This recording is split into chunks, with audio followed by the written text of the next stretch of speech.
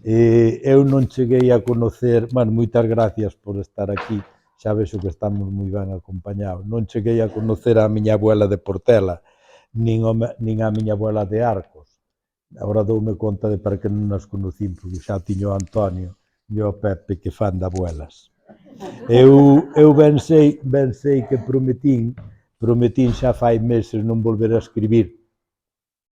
Nas promesas, se tuvera moita palabra está mirando para min o Enrique, entonces non me dedicaría á enseñanza, houbérame dedicado á política, pero non me mires así de mala leche, pero bueno.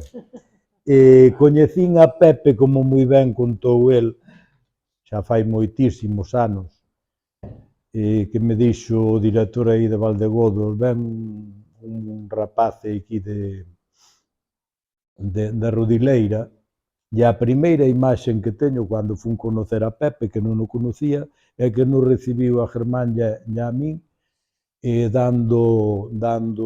facendo unhas flexións, colgado nunha barra, un mozatón como aquel, e digo yo a Germán, pero este como pode, que nos vai enseñar este home ali? E dice, sabe muchísimo. Efectivamente, sabe muchísimo. Moito. Igual que a Aurelio, igual que a Pepe. Unha das cousas que me dixo o meu pai, cando era moi pequeno, dice, mira, neno, para saber hai que ler moito. E para aprender hai que saber escoitar. Tomei ben a lección, bueno, dicíalle miña mãe, a estudiar tamén. Eu do estudio xa non me atrevo a dicir que fixera tan ben como ler e escoitar, porque estudiei, pero ali ben sabe Blas donde estudiou el e eu tamén, que ali máis co consello da mãe era o coscorrón, entonces non quedaba outro remedio.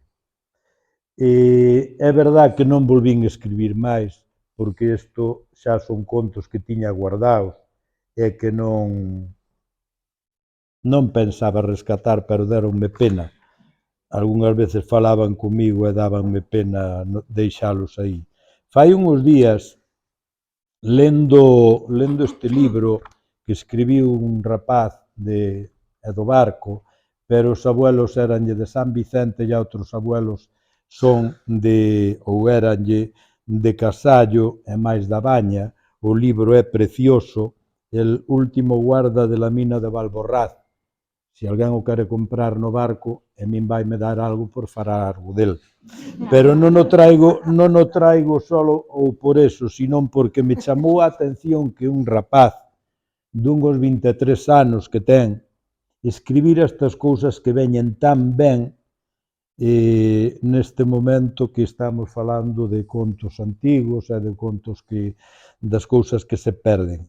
Vadesme permitir que lea un pouquiño porque non ten desperdicio.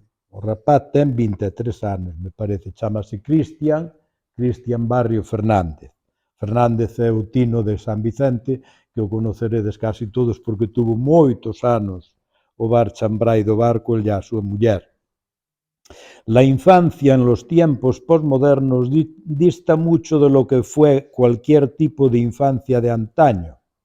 El auge del individualismo y debilitamiento de los valores familiares y colectivos moldean la infancia de cualquier niño, quiera o no quiera. Todos lo moldeamos.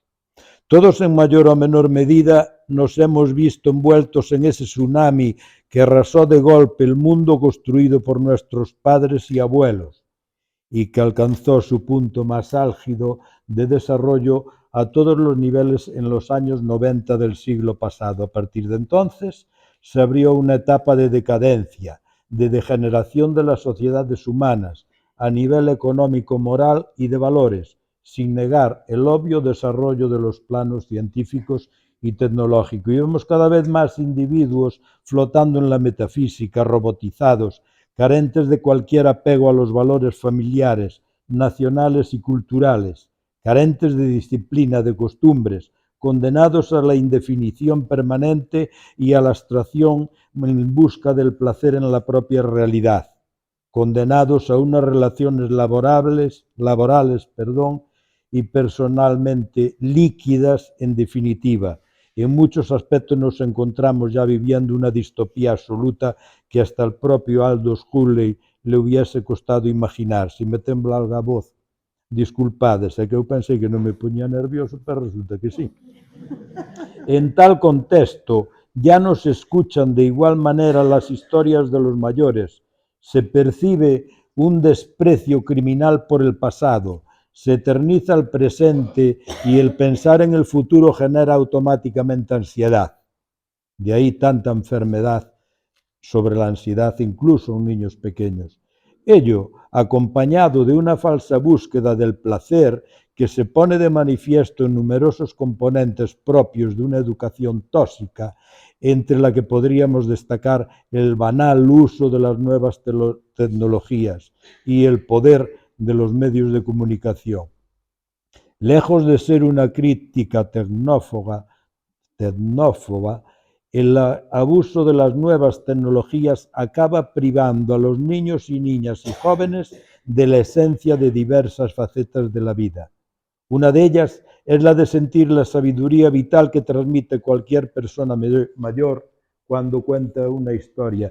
Este libro deste rapaz a min sorprendeume sobre todo porque pon ao día a cualquier persona non só do que foi Valborraz ou as canteiras que hai da Louxa, senón da historia desde finales do siglo XIX hasta a actualidade. É unha visión moi axeitada.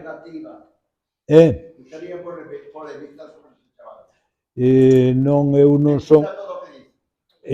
Vamos a ver, é unha visión, non o sei, eu non o sei, eu simplemente comento que a min me impresionou o libro, quizá ten unha deriva ideológica un pouco extremista, pero a min gustoume. Non... Xa está ben, que chorro. Vale.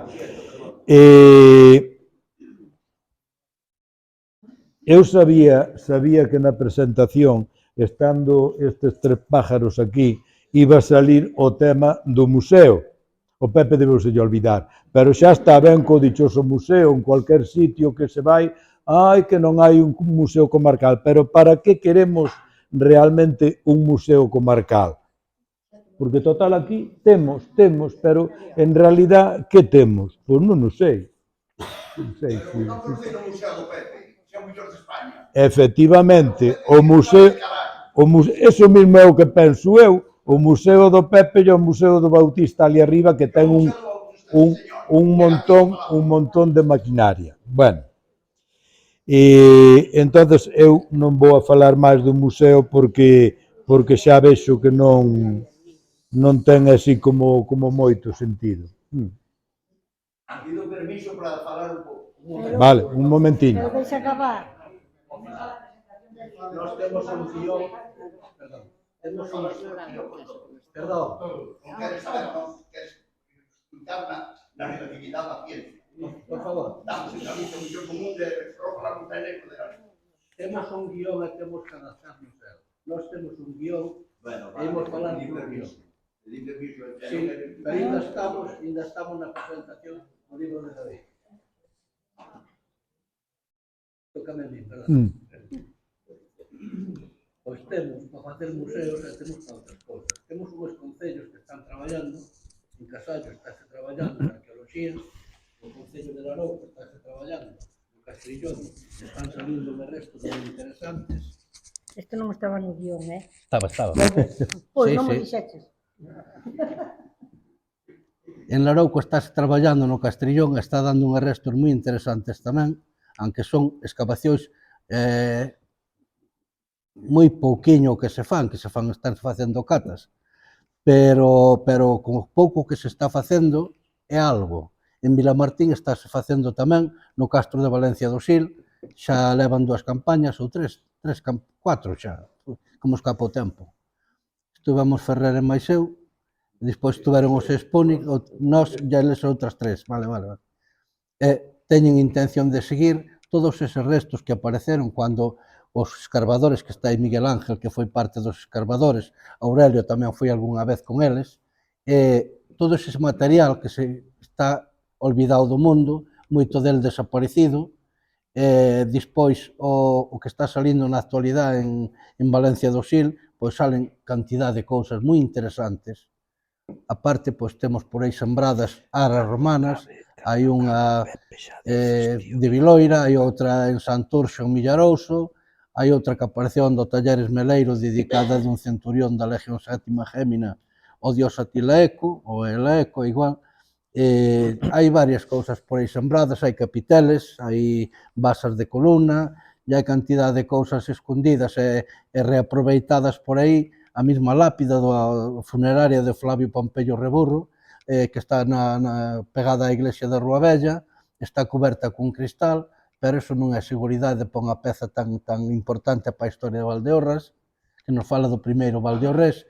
Entonces ese material, o bonito, pois o importante, xa non o bonito, o importante para a nosa comarca sería pois poder xuntalo todo e telo exposto e que as xeneracións que veñan detrás teñan onde aprender e onde unha base, algo onde agarrarse e dicir, pois, tiñamos isto, vamos a intentar que isto vaya a máis, que non acabe aí.